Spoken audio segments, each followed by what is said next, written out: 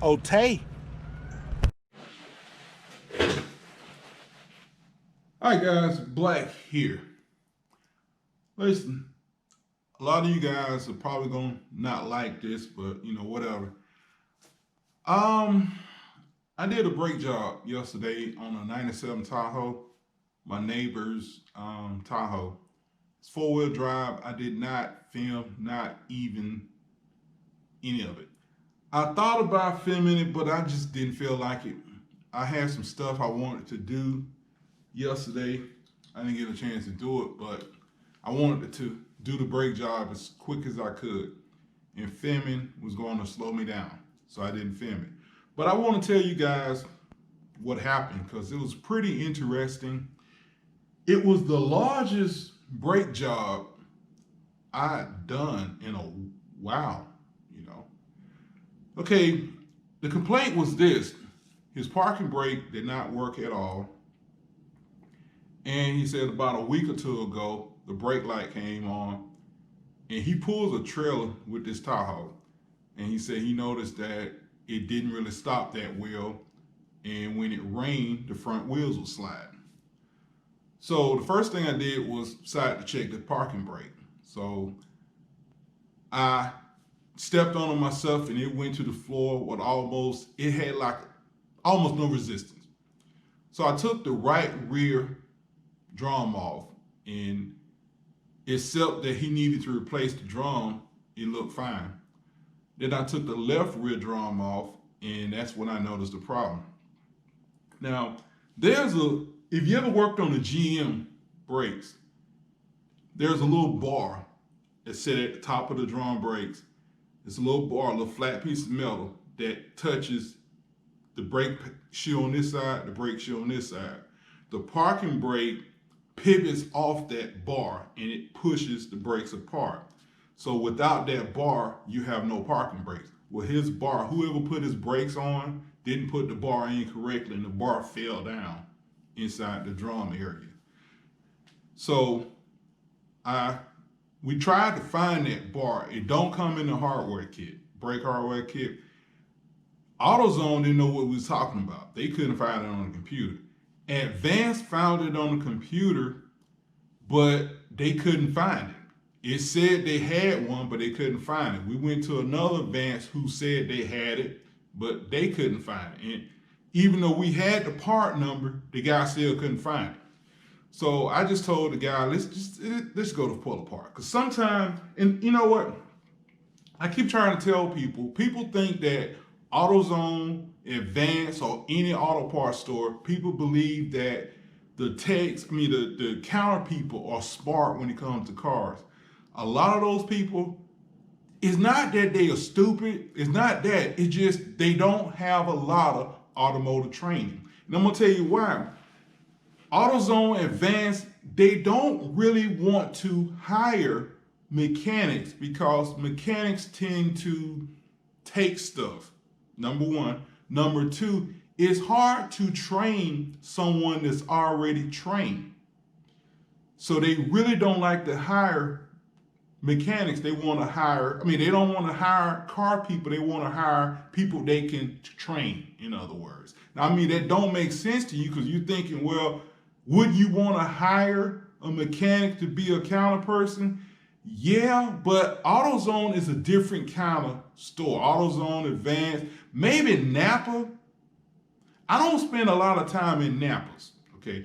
I only go to Napa when I can't find an AutoZone or Advanced or O'Reilly.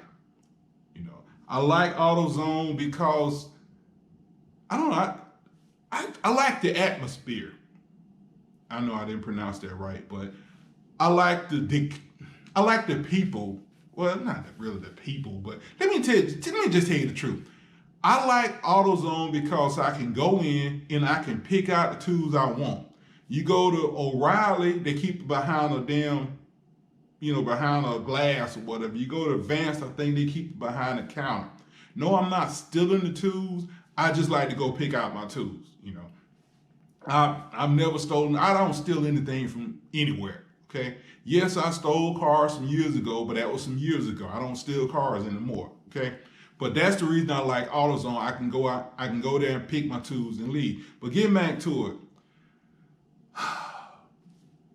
people who work in auto parts stores, the techs, the counter people, are not the smartest automotive people. Okay? But anyway, getting back to it, they couldn't find a damn part. So I said, look, let's go back to the house and I may be able to grind the part. You know, I didn't want to do that, but it actually ended. The part was so damn soft that, I mean, it only took a little bit of grinding. I have an electric grinder. It didn't even take that. I mean, it didn't even take a minute to grind the metal out of the way and fix it. Put it back on, it worked fine. Okay, what else? Oh, he had, I think, did I tell you he had a bad, I don't think I did. He had a bad wheel cylinder on the right side. So we replaced that wheel cylinder, and of course he got the wrong one. It's not his fault. It was, I think AutoZone gave him the wrong wheel cylinder. And he said that the guy was a young guy, because he went to the parts store the first time by himself. He said the guy was a young guy, and the guy he called me back and asked me about a D8 or D7 or something. I'm like, I ain't never heard it. What is that?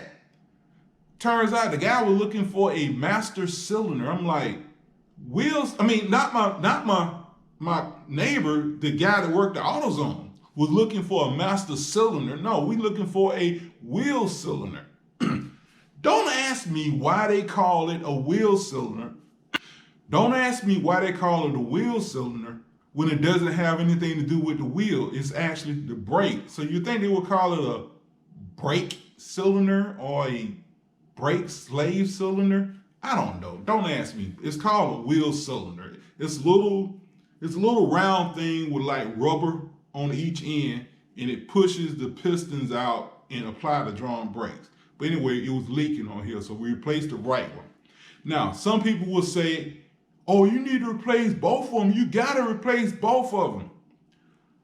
I ain't never replaced both wheel cylinders unless both wheel cylinders were leaking, okay? Never had a problem with the brakes sticking or whatever. Whatever, uneven. But anyway, so I replaced the wheel cylinder in the back. And then I went to bleed the brakes, and I noticed that when I was bleeding the brakes, there wasn't much brake pressure coming out. So at first I'm thinking, well, you know, it has air in it, right? And it takes a while to get rid of the air. Well, not really a while, but it takes a little time to get rid of air. But I'm like, when you have air in your brake line, you hear air shoot out. I don't hear anything. I mean, the brake fluid was just like dripping out.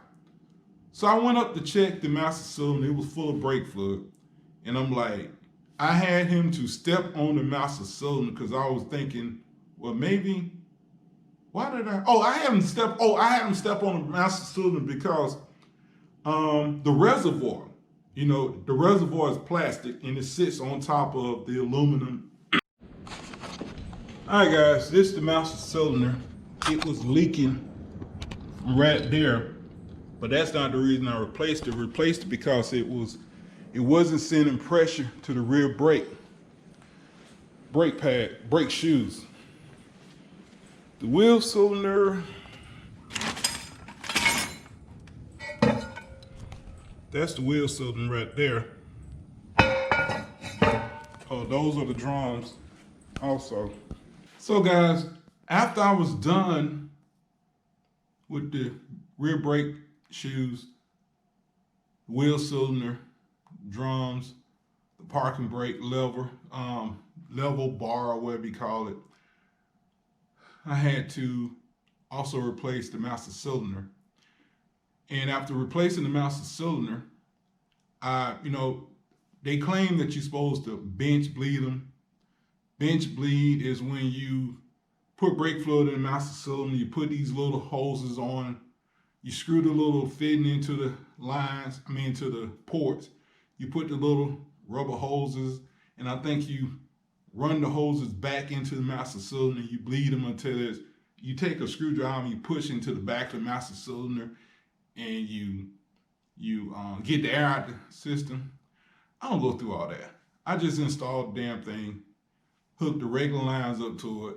It may take a little couple I don't know, maybe 30 seconds longer to get the air out, but that's why I do it. When I was done, the rear brake drums were stopping. I got the air out. Now he have four-wheel brakes. You also have parking brakes. We didn't get a chance to put the front brakes on because we ran out of time. He had to go somewhere, but we may put them on today. He thinks he can get the front ones on himself, but he needed my help with the drums. Like I said, I normally don't like messing with drum brakes, but you know, because I had a Tahoe, and I mean I can do them. It just they're not the easiest thing in the world to do. I guess that's where the word tedious was created for.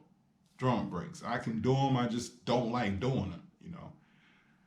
But anyway, again, apologize. I don't have a video for you, but you know, whatever. Now, I plan to change the oil on my ZX14 today, and I'm going to make videos about that, so that should be coming. But anyway, this is about all I got to say on this subject. Dre, y'all have a good day.